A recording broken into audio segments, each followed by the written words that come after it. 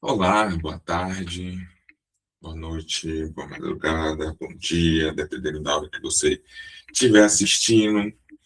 Sexta-feira, 3 de julho de 2026, estamos nós aqui para começarmos mais uma leitura, né? A proposta dos encontros de sexta-feira, às 13 horas, esse momento é para as leituras paralelas. As leituras paralelas, elas podem ser qualquer tipo de leitura que seja paralela ao estudo de psicanálise, né? Lembro que eu tenho aí as leituras lacanianas nas quartas, às 16, e as leituras freudianas nas quintas, às 10 horas. As paralelas, elas servem para estudar aquilo que seja necessário, né? Que eu julgasse que está necessário para o percurso, enfim. Fizemos, né, nos últimos 2 meses, mais ou menos, foram em torno de 2 a 3 meses, né, foram em torno de 11 encontros, as leituras paralelas do Como Ler Lacan, né, o livro Como Ler Lacan, do Zizek. E elas estão no YouTube, no meu site, para quem tiver o interesse de assistir. Tem algum material de estudo em torno dessa proposta, desse livro que eu tenho elaborado e que nas próximas semanas eu vou estar publicando também, né, no meu canal no YouTube, enfim, vou estar divulgando para vocês.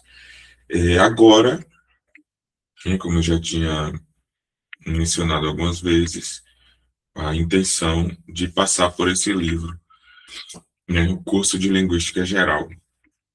Muito provavelmente não vai ser um estudo fácil.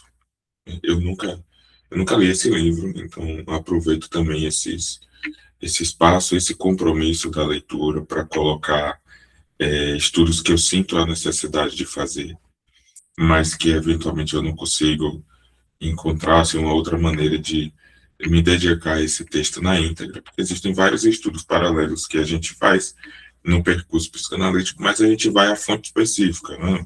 O capítulo 4 do livro tal, o capítulo 7 do seminário 18, enfim, a gente vai atravessando o percurso, a formação, por esses pontos específicos. Eu, né, a minha maneira de estudar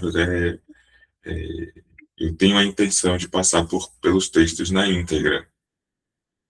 Isso se repete também, né? Hoje na reunião do cartel da transferência, né? Mas o do cartel até compartilhou um, um pensamento, assim, né, uma hipótese de que nós somos atravessados pelo nosso sintoma em tudo aquilo que a gente faz, né? Seja na análise, seja na supervisão, na transmissão, quando nós somos supervisores, quando nós somos é, transmissores, né, da psicanálise, quando nós somos analistas, nós somos atravessados em certa medida pelo nosso sintoma. E é importante, se não na íntegra, né, pelo nosso sintoma. É importante a gente reconhecer isso também, né, para poder entender os efeitos desse processo. Na análise, isso vai dizer da maneira com a qual nós analisamos os nossos analisantes. Na supervisão, vai dizer da maneira com a qual nós supervisionamos os nossos supervisionantes. E na transmissão, vai dizer da maneira com que a gente compartilha, né, a nossa compreensão, nosso entendimento, nossa metodologia.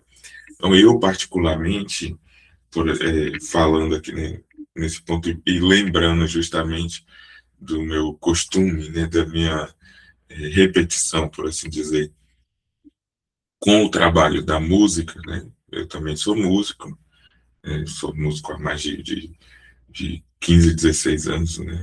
Uns 18 anos mais ou menos, que eu comecei a aprender a tocar instrumento e logo depois comecei a me apresentar musicalmente, logo depois me tornei professor de música também, né? E, enfim, eu tenho o costume de estudar obras musicais a partir dos discos, dos álbuns, né? Então, vou olhar assim, quando alguém quando alguém lança um álbum, um artista, uma banda, enfim, tem 10 músicas, 12 músicas, 15 músicas, 20 músicas em um álbum, né? E esse álbum é como se fosse um livro. Ele vai contando uma história e cada música é um capítulo daquela história ali, né?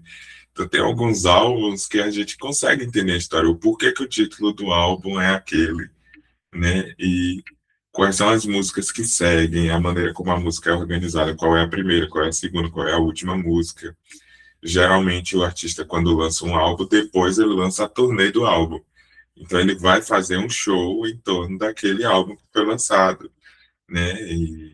E alguns recortes de álbuns anteriores, né? Um ou duas, três músicas de álbuns anteriores que se tornaram famosas. Enfim, é uma maneira como eu sempre trabalhei com música, eu sempre tive essa mania assim, de ouvir, né, os álbuns. Eu dificilmente faço playlist, por exemplo, de pegar, selecionar uma música de cada banda, não sei o quê, montar uma playlist. Dificilmente. Eu sempre tenho o hábito de escutar um álbum, vou escutar esse álbum aqui do artista tal, aí vou escutar esse outro álbum aqui, vou escutar esse outro álbum, eu tenho esse costume. Então, com o estudo de psicanálise, eu também acabo reproduzindo algo semelhante, né?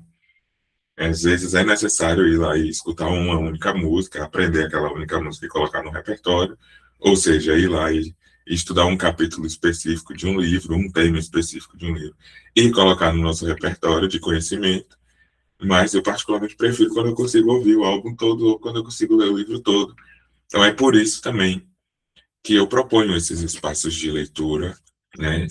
E independente, por exemplo, de estar com pessoas ou não, né, no momento da leitura, eu tenho um compromisso de fazer a leitura, porque ela serve primeiramente e principalmente à minha formação. E, por consequência, serve à minha transmissão. Então, aí eu disponibilizo esses momentos, né, para quem, de repente, tiver o interesse, a curiosidade ou a necessidade de estar participando. E é por isso que vem, né, agora a proposta do estudo de linguística a partir do livro que funda a linguística.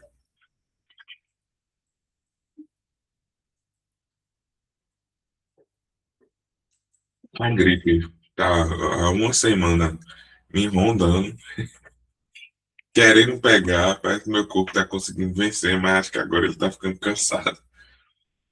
De ontem para hoje tem sido um pouco mais difícil lutar contra essa gripe, sozinho, inclusive.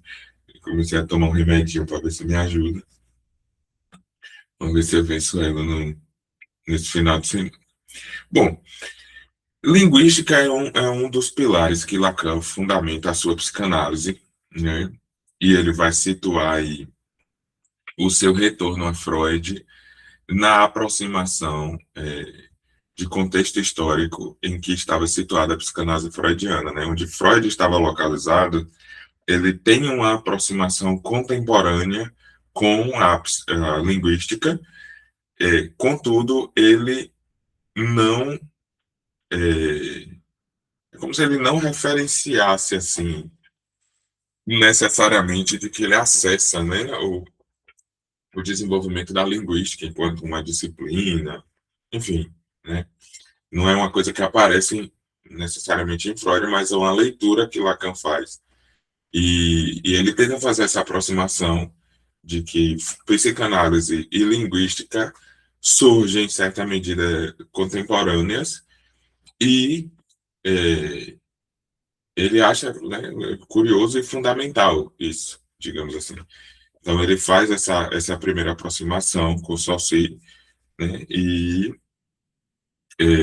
depois ele avança, né, para Jacobson, né, tem um outro autor também da linguística, que esqueci o nome agora também, e depois ele vai também pescar na antropologia, né, para acessar a estrutura dos mitos com Levi-Strauss, né, enfim, tudo aproximado, né? Levi-Strauss, por exemplo, na antropologia, ele vai fazer um desenvolvimento de uma perspectiva antropológica com materiais, né, contribuídos aí pela psicanálise freudiana e pela linguística, né, saussuriana.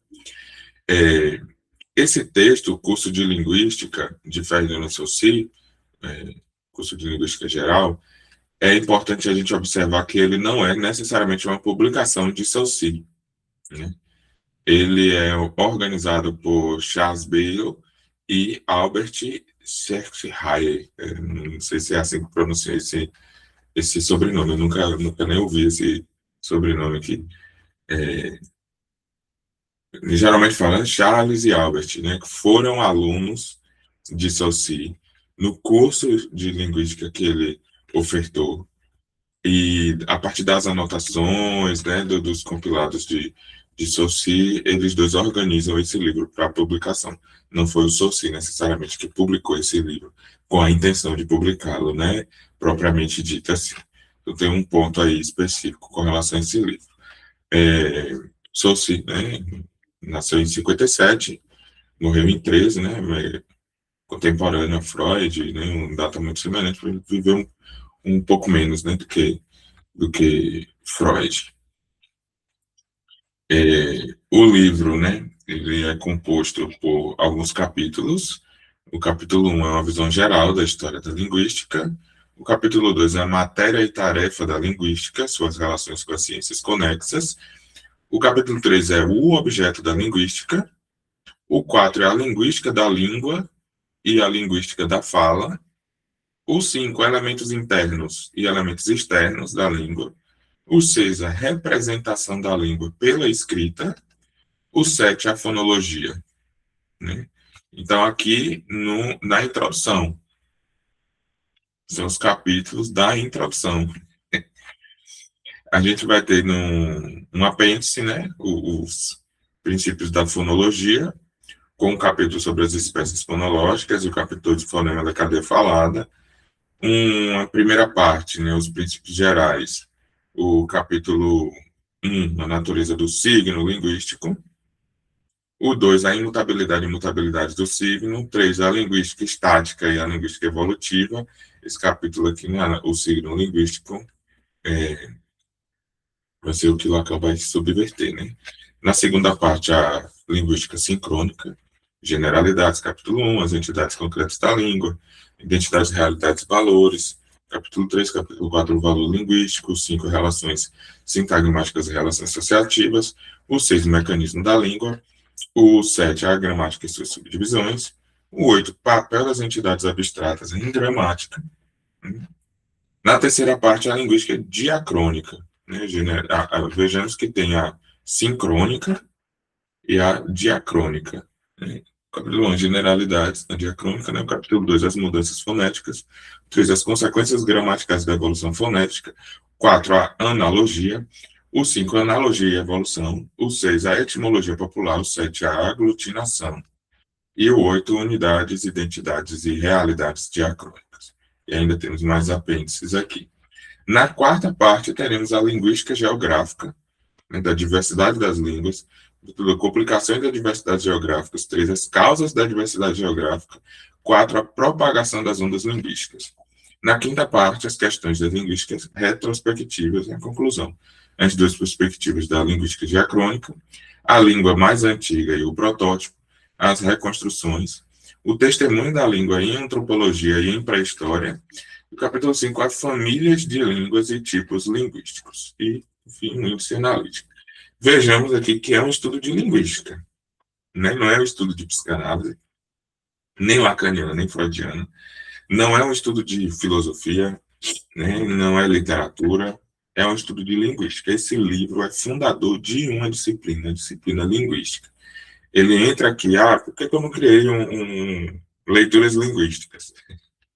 Eu não tenho a intenção de estudar linguística a esse ponto, né? Então, eu não proponho, por exemplo, um espaço de leituras linguísticas ou estudos linguísticos, né, tal qual poderia se propor aí um estudo de lógica, leituras lógicas ou, né, um estudo de lógica, e se manter-se aí estudando lógica. Não tenho a intenção no momento, né? Mas sinto extremamente a necessidade de proporcionar, né, esse momento de estudo da linguística, principalmente a partir desse livro fundador, né, dessa disciplina, dessa área do conhecimento, digamos assim, o curso de Linguística Geral do Ferdinand Saussure. Por que que eu chego o, no trabalho de cartel recente, que eu concluí agora nesse mês de junho, a gente fechou na última jornada da comunidade e estou em vias de concluir o meu texto para a gente fazer a publicação no próximo mês. A, a pergunta norteadora que provocou o meu trabalho de cartel, a pergunta não, né? A provocação que fez com que eu me interessasse em fazer um trabalho de cartel em torno desse tema, o sujeito lacaniano, foi justamente de que nós não sabemos o que é o sujeito. Nós não sabemos o que é o sujeito. Me fez pesquisar o que é o sujeito. Como assim nós não sabemos o que é o sujeito? O objeto de trabalho da psicanálise. Você pensar a psicanálise enquanto um campo, um contexto, qual é o objeto de trabalho da psicanálise? É o sujeito. A psicanálise trabalha com a pessoa que chega na clínica? Não.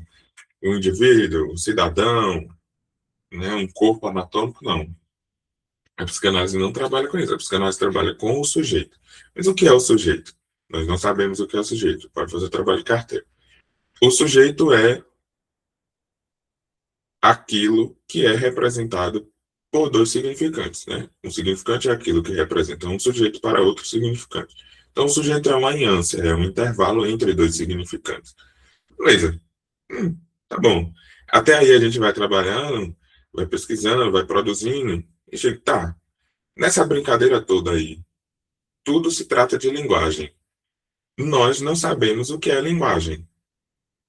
É nessa perspectiva de nós não sabemos o que é linguagem que eu me sinto na necessidade de proporcionar um espaço de estudo de linguística, para entender o que é linguagem. E aí eu venho com essa proposta a partir desse texto, né, para compartilhar esse espaço aqui com vocês, enfim, com o que for de interesse, né, uma vez que seja gravado. E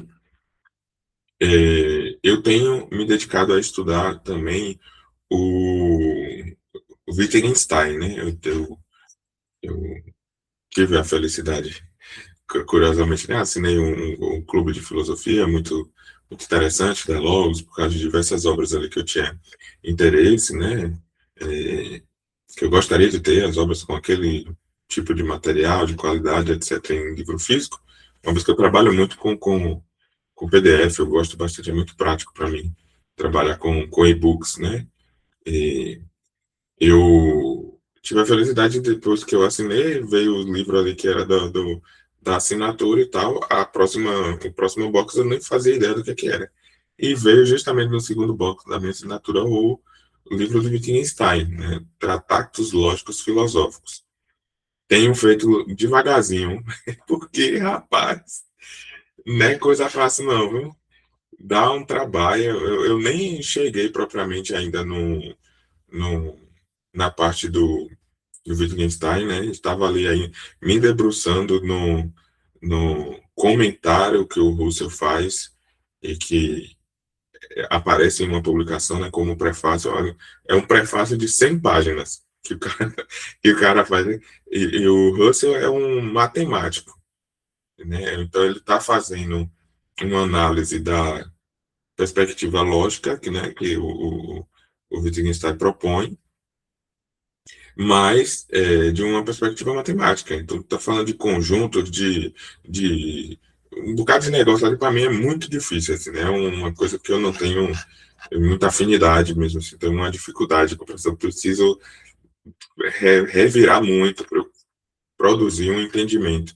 Então, tem me dado um pouquinho de trabalho. Inclusive, por esse trabalho todo que tem o texto do Wittgenstein, eu não tive interesse de propor ele aqui no espaço de leitura.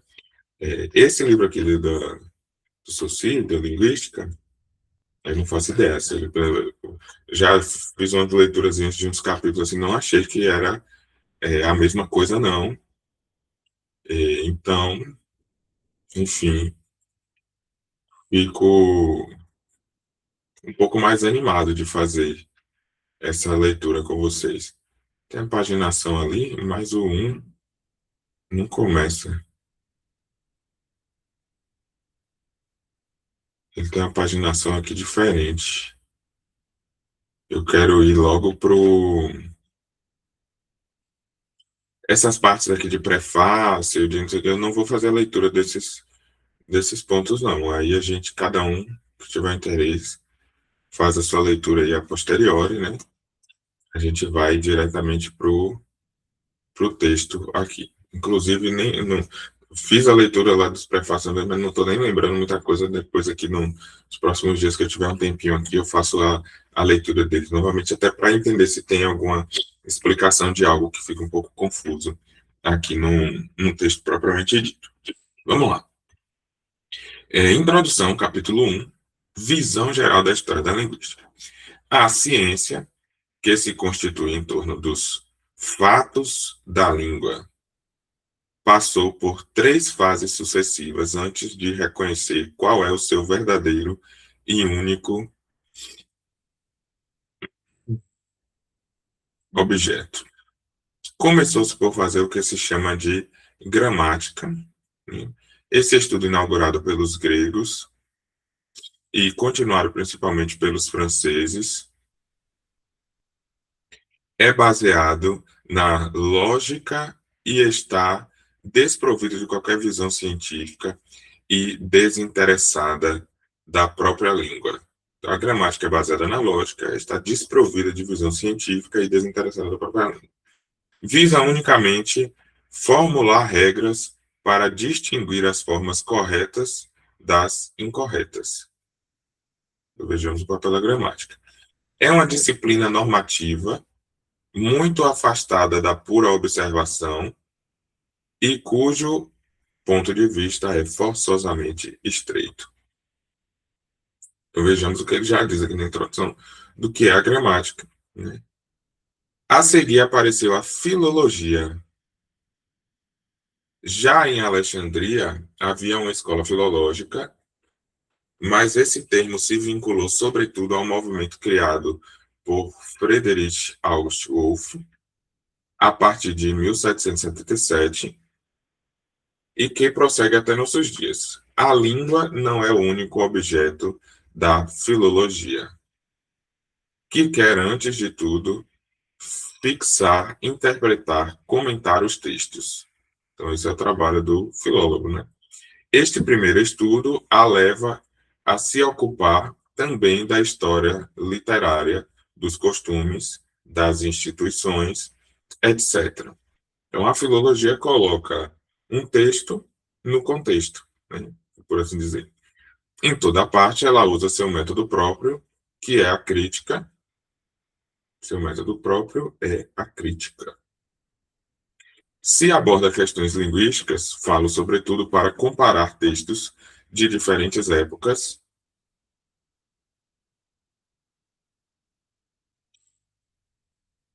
determinar a língua peculiar de cada autor, decifrar e explicar inscrições rígidas numa língua arcaica ou obscura. Então, temos aí o papel da filologia.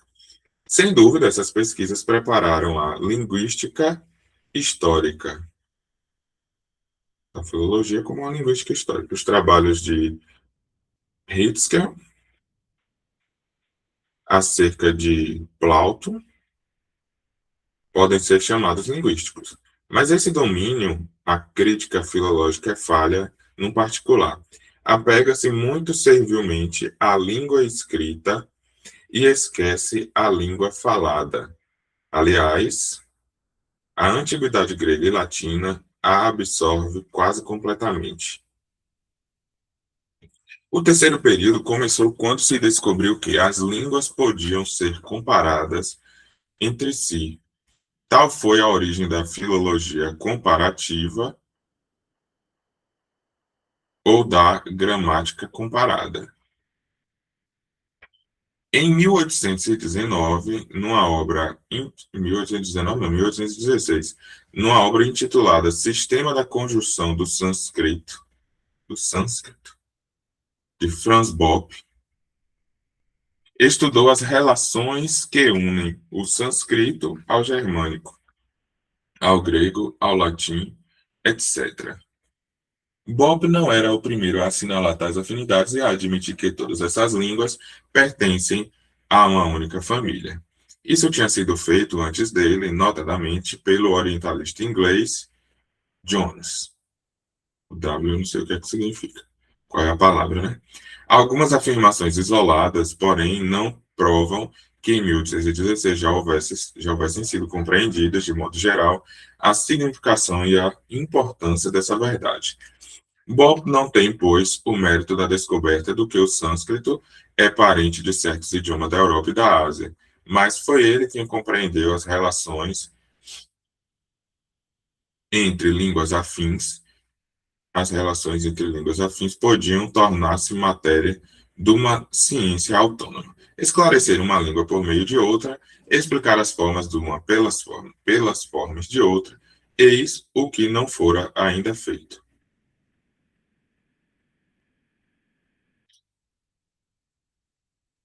É de duvidar que Bob tivesse podido criar sua ciência, pelo menos tão depressa, sem a descoberta do sânscrito. Este, como terceiro testemunho ao lado do grego e do latim, forneceu-lhe uma base de estudo mais larga e mais sólida. Tal vantagem foi acrescida pelo fato de que, por um feliz e inesperado acaso, o sânscrito está em condições excepcionalmente favoráveis de aclarar semelhante comparação. Eis um exemplo. Considerando-se o paradigma, só um ponto, né? Às vezes tem umas palavras antes que fica assim um pouquinho mais difícil de ler. Quando a gente procura os e-books disponíveis dessa obra, tem um é, até vendido, né, pela loja, pelas lojas de e-books, mas com um valor significativamente alto, né? Então, os e-books gratuitos que a gente encontra, eles em geral não estão nessa formatação de texto, né, o ODR, onde a gente pode estar grifando e tal. Eles geralmente estão digitalizados. Eu tive que fazer esse processo, né, de transformar em texto, então, eventualmente, uma palavrinha ou outra vai estar gerando, né, proporcionando uma dificuldadezinha de leitura. Continuando o texto. Eis um exemplo, considerando seu paradigma do latim genus, generis, genere, genera, generum, etc. E do grego genus, genius, genei, genis, geneon, etc. Não sei nem se estou pronunciando corretamente as palavras. Estas séries não dizem nada quando tomadas isoladamente ou comparadas entre si. Mas a situação muda quando se lhe aproxima a série correspondente do sânscrito, Ganas, Ganasas, Ganasi, Ganasu, Ganasan, etc. Basta uma rápida observação para perceber a relação existente entre os paradigmas grego e latino, admitindo-se provisoriamente que Ganas represente a forma primitiva, pois isso ajuda à explicação, conclui-se que um S deve ter desaparecido nas formas gregas, enes, inos, os, etc., né? Cada vez que ele se achasse colocado entre duas vogais. Conclui-se logo daí que, nas mesmas condições, o S se transformou em R em latim.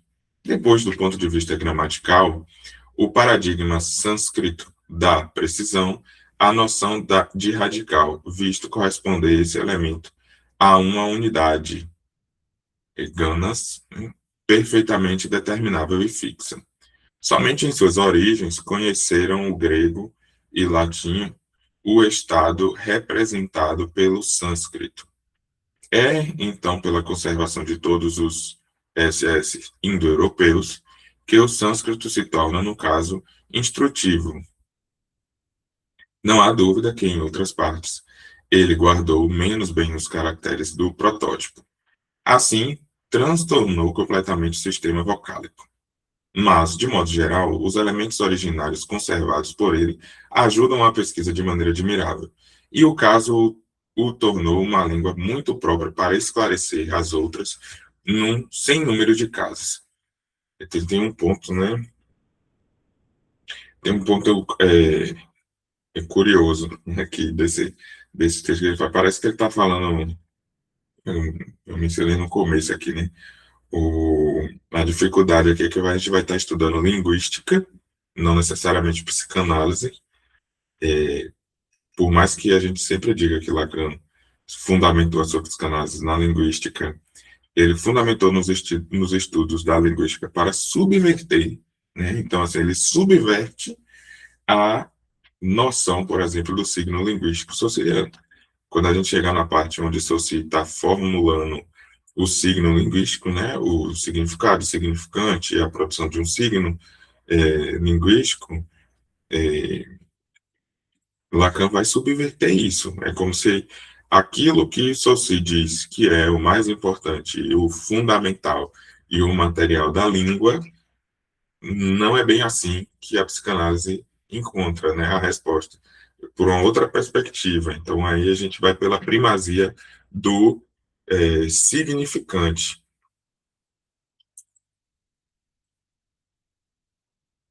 Então, tem uma dificuldade da gente estar estudando, inclusive, uma coisa que nós propomos estudar uma coisa que a gente vai meio que revirar ela para produzir, né, os efeitos aí de estudos, de compreensão, quando Lacan menciona as coisas de linguística. Mas ele tem uma coisa interessante aqui, com essa explicação que ele dá aqui.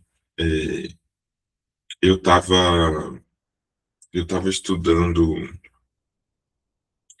não, né, lendo, na verdade, uns textos filosóficos e mais especificamente o Banquete de Platão, né, na edição da Logos, do Clube de Filosofia, e tem muitos termos em grego, né, para além dele ser bilíngue, né, ser grego e português, né, a edição ainda traduzida em português mantém vários dos termos que o Platão, né, colocou ali em grego. E me dava uma certa agonia ler tá lendo o texto e apareceu uma palavra ali em, em grego que eu não sabia ler, assim, ficava assim, tipo, como é que lê isso, né? Quem acompanha as minhas leituras aqui, nas leituras lacanianas, freudianas, etc., até as paralelas, vê que mesmo assim, sem ter assim, uma completa compreensão de tudo, não sou como é que diz a palavra? Fluente, né? Eu não tenho fluência no inglês, no francês, no alemão, nada. Eu sou curioso, né? No inglês e no espanhol. Em certa medida, a gente estuda na escola, vez ou outra a gente faz um curso. Eu, por exemplo, nunca consegui me dedicar completamente a um curso de inglês e fazer até o fim, terminar o curso, pegar o diploma, fazer a provinha, né, TOEFL e tal. Enfim, nunca tive paciência para isso. Mas eu sou um curioso. Aparecem as palavras aqui, no ler os seminários mesmo, tem lá as palavras em alemão de Freud que Lacan vai mantendo no seminário e o pessoal que traduz vai mantendo também as palavras. Vou me arriscando lendo, quando eu vejo que tenho dificuldade de ler, eu boto pro dicionáriozinho, né, daqui do computador, fazer a leitura para eu aprender como é que faz aquela pronúncia ali. E eu sentia muito incômodo de fazer aquela leitura ali do texto de Platão e não conseguia ler as palavras em grego. Eu, peraí, deixa eu estudar um pouquinho de grego aqui para ver. Lá vou eu, né, aprender, iniciar, né, como que a gente aprende o idioma, aprende o alfabeto, aprende as letrinhas e tal. E aí, quando a gente vai para o alfabeto grego, tem algumas letras que são muito curiosas, porque elas parecem as letras do nosso alfabeto, mas elas são outras letras do alfabeto. Por exemplo, né, tem o N, o que é o N no português, né? Por exemplo, esse Nzinho minúsculo aqui, no grego, o N parece um P. É uma letrinha assim que parece um P e é um N. Aí quando a gente lê da mesma forma, assim, né? Uma, quantidade, né? As palavras são construídas de uma maneira muito semelhante na pronúncia, né? Só que o desenho da letra é diferente, o reconhecimento da letra é diferente. Então, o, o P, o que desenha como um P é um N, o, o R, o Rzinho minúsculo, deixa eu ver se tem um R minúsculo aqui. Aqui, tipo, tem uma letrinha assim que é tipo um R. Isso que não é um R, é um E, né? Aí tem ainda as letras assim que são minúsculas no grego, mas que são maiúsculas, na verdade, né? São as letras ditas o P, o Q, o E maiúsculo. Então tem uma variaçãozinha assim, isso dá uma embolação. E é curioso que ele está mencionando aqui esse estudo, né, do que o S se transformou em R.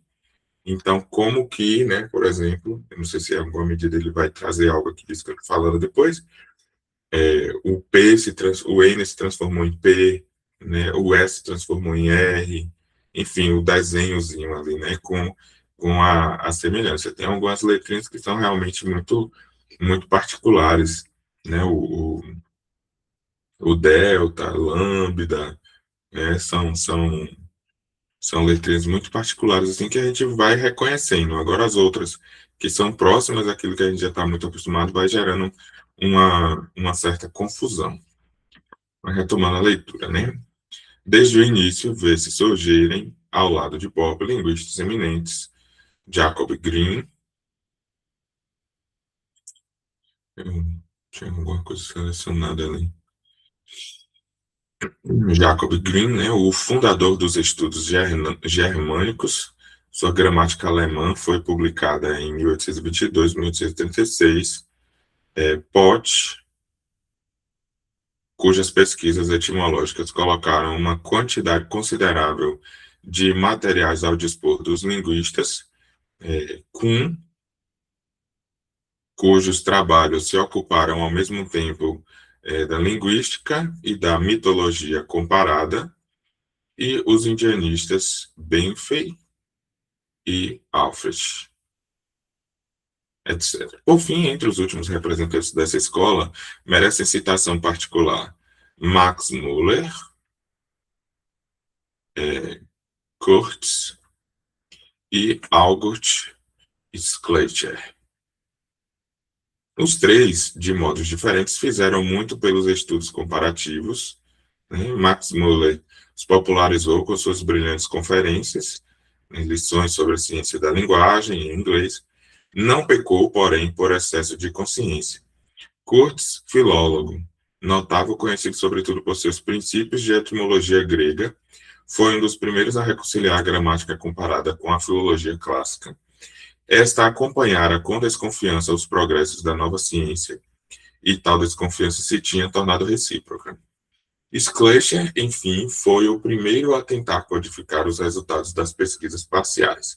Seu Breviário de Gramática Comparada das Línguas Indo-Germânicas, de 1816, é uma espécie de sistematização da ciência fundada por Bohr. Este livro, que durante longo tempo prestou grandes serviços, evoca melhor que qualquer outro a fisionomia dessa escola comparatista que constitui o primeiro período da linguística indo-europeia. Tal escola, porém, que teve o mérito incontestável de abrir um campo novo e fecundo, não chegou a constituir a verdadeira ciência da linguística. Jamais se preocupou em determinar a natureza do seu objeto de estudo. Ora, sem essa operação elementar, uma ciência é incapaz de estabelecer um método para si própria. Veja que interessante, né? Porque a gente pode pensar em estudar linguística para compreender o que Lacan fala de significado, significante, etc. Mas a gente, estudando linguística, minimamente aqui, pelo que está começando aqui nessa introdução desse livro, a gente entende também onde Lacan procurou sustentar a sua metodologia científica. Quando a gente diz assim, Freud é biologicista, organicista, porque Freud era médico, tinha aquela obsessão por uma organização anatômica, que ele pudesse encontrar, né, no cérebro, o pedaço do cérebro que era responsável pelo inconsciente, pela consciência, pela percepção, etc. Então, isso que a gente demarca em Freud é fundamentado, né, na formação de Freud, enquanto médico pesquisador e das pesquisas que ele fez, por exemplo, antes de ser psicanalista ou de fundar a psicanálise, né? Aqui está demarcando, por exemplo, a sustentação que Lacan tem para demarcar a psicanálise enquanto metodologia científica a partir da delimitação de um objeto. O Lacan tem um seminário, inclusive, né, que se chama O Objeto da Psicanálise. Né? Então, encontramos nesse texto que uma fundamentação epistemológica do pensamento lacaniano, porque ele sustenta muito do que ele produz na produção socialiana. Então, a metodologia também tem, né, uma influência da metodologia socialiana na metodologia lacaniana.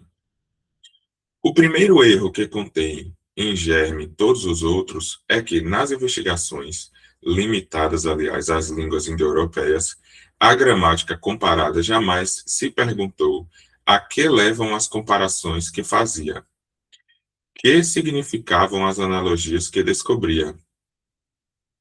Foi exclusivamente comparativa, em vez de histórica. Sem dúvida, a comparação constitui condição necessária de toda a reconstituição histórica, mas por si só não permite concluir nada. A conclusão escapa tanto mais a esses comparatistas quanto consideravam o desenvolvimento de duas línguas como um naturalista o crescimento de dois vegetais. Schlecher, por exemplo, que nos convida sempre a partir do indo-europeu, que parece, portanto, ser, num certo sentido, deveras historiador, não hesita em dizer que, em grego, e o são 2 graus do 2 graus do vocalismo. É que o sânscrito, né, assim, não é sânscrito, apresenta um sistema de alternâncias vocálicas que sugere, essa ideia de graus, supondo, pois, que tais graus devessem ser vencidos separada e paralelamente em cada língua. Como vegetais da mesma espécie passam, independentemente uns dos outros, pelas mesmas fases de desenvolvimento, Schlechter via no O grego um grau reforçado do como via no an sânscrito um reforço de an. De fato, trata-se de uma alternância indo-europeia que se reflete de modo diferente em grego e em sânscrito, sem que haja nisso qualquer igualdade necessária entre os efeitos gramaticais que ela desenvolve numa e noutra língua. Esse método exclusivamente comparativo acarreta todo um conjunto de conceitos errôneos que não correspondem a nada na realidade e que são estranhos às verdadeiras condições de toda a linguagem. Considerava-se a língua como uma esfera à parte, um quarto reino da natureza. Daí certos modos de raciocinar que teriam causado espanto em outra ciência. Hoje não se podem mais ler 8 ou 10 linhas dessa época sem se ficar surpreendido pelas excentricidades do pensamento e dos termos empregados para justificá-las. Do ponto de vista metodológico, porém, há certo interesse em conhecer esses erros. Os erros de uma ciência que principia constituem a imagem ampliada daqueles que cometem os indivíduos empenhados nas primeiras pesquisas científicas. Teremos ocasião de assinalar vários deles no decorrer de nossa exposição. Somente em 870, aproximadamente, foi que se indagou quais seriam as condições da vida das línguas. Percebeu-se, então, que as correspondências que as unem não passam de um dos aspectos do fenômeno linguístico.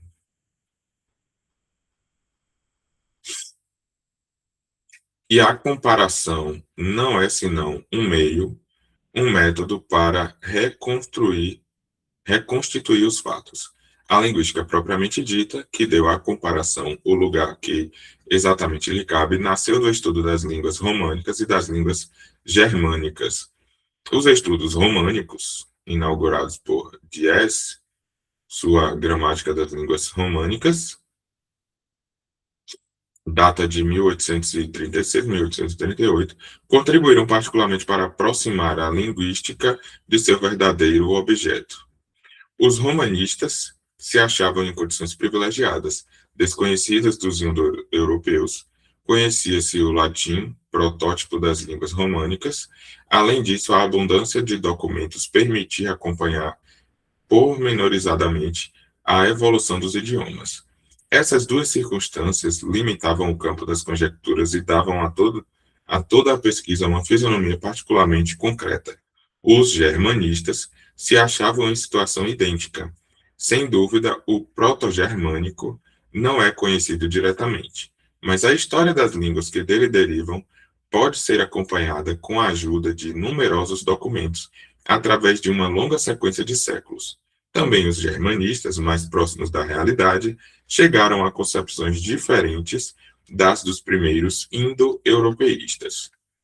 Um primeiro impulso foi dado pelo norte-americano Whitney Houston, autor de A Vida da Linguagem, em 1875. Logo após, se formou uma nova escola, a dos neogramáticos,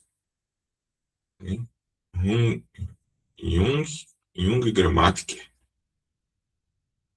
cujos fundadores eram todos alemães. Brugmann, Osthoff, os germanistas Braun, eu sempre vou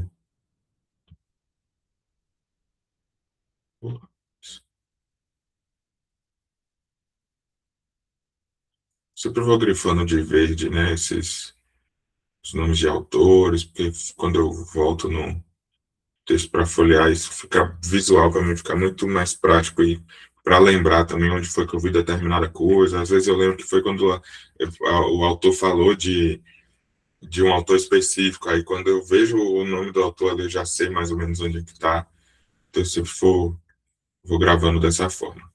E o eslavista, Liskin, etc. Seu mérito consistiu em colocar em perspectiva histórica todos os resultados da comparação e, por ela, encadear os fatos em sua ordem natural. Graças aos neogramáticos, não se viu mais na língua um organismo que se desenvolve por si, mas um produto do espírito coletivo dos grupos linguísticos. Então, a língua, um produto do espírito coletivo dos grupos linguísticos. Ao mesmo tempo, compreende-se quão errôneas e insuficientes eram as ideias da filologia e da gramática comparada. Entretanto, por grandes que sejam os serviços prestados por essa escola, não se pode dizer que tem esclarecido a totalidade da questão. E ainda hoje, os problemas fundamentais da linguística geral aguardam uma solução. Linguística geral como uma disciplina, né? Então, no final, ele cunha o termo aqui, linguística geral, para determinar a, a delimitação do objeto de estudo da linguística. Então, a partir das outras linguísticas que tinham, né? Filologia, gramática comparada, filologia comparada, linguística histórica, ele cunha linguística geral. Deixa eu ver essa nota aqui, né? A nova escola, cingindo-se mais à realidade, fez guerra à terminologia dos comparatistas e, notadamente, às metáforas e lógicas de que se servia. Desde então, não mais se ousa dizer a língua faz isto ou aquilo, nem falar da vida da língua, etc., pois a língua não é mais uma entidade e não existe senão para os que a falam. Não seria, portanto, necessário ir muito longe e basta entender-se. Existem certas imagens das quais não se pode prescindir. Exigir que se usem apenas termos correspondentes à realidade da linguagem é pretender que essas realidades não têm nada de obscuro para nós. Falta muito, porém, para isso. Também não hesitaremos em empregar, quando se ofereça a ocasião, algumas das expressões que foram reprovadas na época. Essa nota, ela dialoga estritamente com o que eu mencionei no começo aqui da lição, do porquê estudar, da lição não, né, da lição, estou com o ritmo do seminário ainda, do encontro aqui, né, Por que estudar linguística enquanto uma disciplina, à medida que Lacan fundamentou, né, o seu pensamento? Não é apenas para entender, como eu mencionei. A pergunta que norteou o meu trabalho, a pergunta não, a provocação que norteou o meu trabalho, de 2 anos no cartel do sujeito, foi: nós, psicanalistas, não sabemos o que é o sujeito. Como assim nós não sabemos o que foi a pergunta que eu fiz? Como assim nós não sabemos o que é o sujeito? Se esse é o objeto de trabalho da psicanálise, estamos trabalhando com o quê? Se não sabemos o que é aquilo que é o objeto de trabalho da psicanálise. Vamos fazer cartel. Faz trabalho de cartel por 2 anos, estudos. Encontra, de repente, aí uma resposta. Uma das primeiras formulações é: o que é o sujeito? Sujeito para quem? Tem sujeito em Freud? Ou só tem sujeito em Lacan? Tem sujeito em Lacan. Em Freud, não se tem necessariamente sujeito pela mesma perspectiva. E o que é o sujeito em Lacan? O sujeito em Lacan é o intervalo entre dois significantes. Interessante. Então, tem um significante, tem outro significante, tem um sujeito no meio, que são significantes. Significantes são propriedades da linguagem.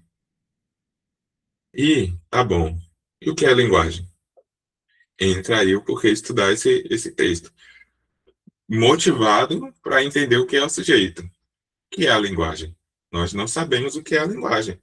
Se a gente vai articulando as construções de Lacan, no fim das contas, tudo é linguagem. Quando a gente faz a distinção, por exemplo, a desambiguação, né, de Freud com Lacan, ou seja, separar aquilo que é da psicanálise lacaniana daquilo que é da psicanálise freudiana, justamente por causa da fundamentação epistemológica de cada uma dessas psicanálises. Lacan fundamenta a sua psicanálise na linguística, Freud fundamenta a sua psicanálise na biologia, a princípio, né? Pelo menos a princípio. A gente pode encontrar, em certa medida, aquilo que o próprio Lacan vai reler, né? Retornar a Freud e localizar ali também na linguística, uma vez que é um desenvolvimento, em certa medida, contemporâneo. Mas, a partir dessa fundamentação epistemológica, cria-se uma ideologia para a construção dessa teoria de uma maneira bem distinta. Então, quando a gente fala que por que, numa perspectiva freudiana ou freudo-lacaniana, nós passamos a considerar o corpo como uma entidade real, como o ser do sujeito, porque o corpo é o corpo biológico, é aquilo que a biologia delimita.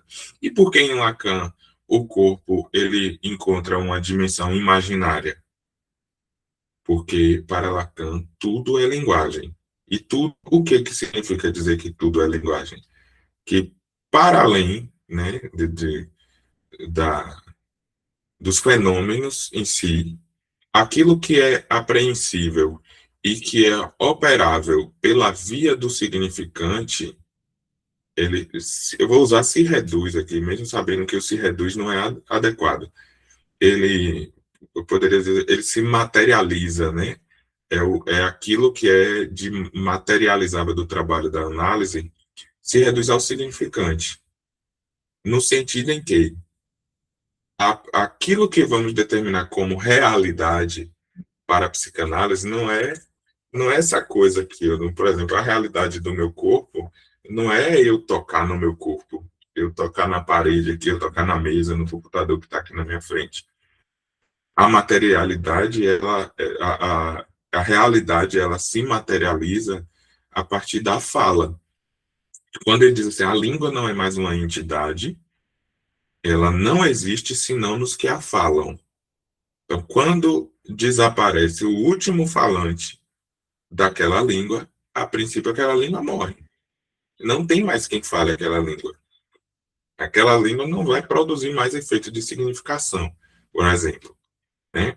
Exigir que se usem apenas termos correspondentes à realidade da linguagem é pretender que essas realidades não têm nada de obscuro para nós. Ele está dizendo que a própria realidade da linguagem tem muito de obscuro. Nessa pesquisa, nessa investigação de qual é a realidade da linguagem, vai se entrar aí, por exemplo, também a compreensão de Lacan do que é a realidade.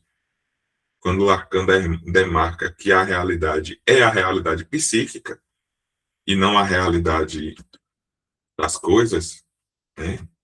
Aqui, tipo assim, o que a gente dá, isso é de verdade, isso é de mentira. Tipo assim, você vê uma coisa e você pode passar a mão ali e ver que não tem nada, que você não toca naquilo ali, que não é apreensível pelos sentidos, né? Visão, tato, olfato. Então, você não toca aquilo, aquilo não é real, é irreal. Então, aquilo não é realidade, é uma ilusão. Isso é da medida da filosofia, né? Que faz essa perspectiva física moderna também, né? Para fazer né, dessa questão física, né?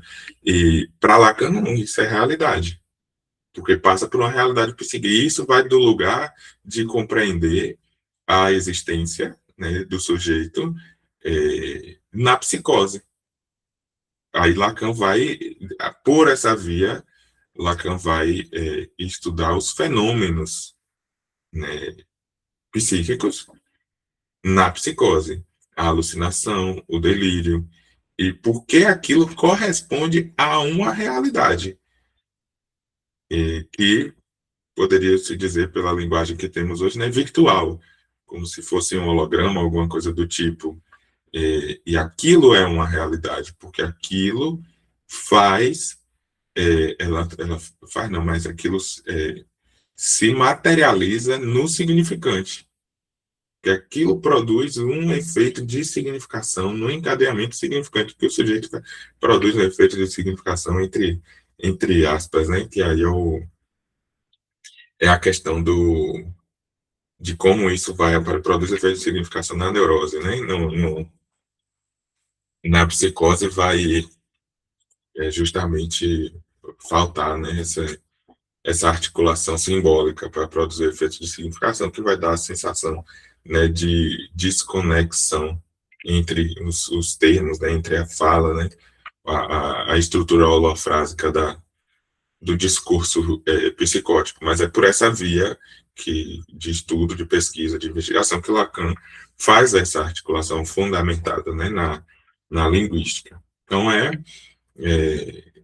tem-se aí metodologia, tem-se aí a construção de outros conceitos, de outras formulações conceituais, né, por parte de Lacan, a partir dessa disciplina que surge aqui como linguística geral, né, nesse texto do Saussure.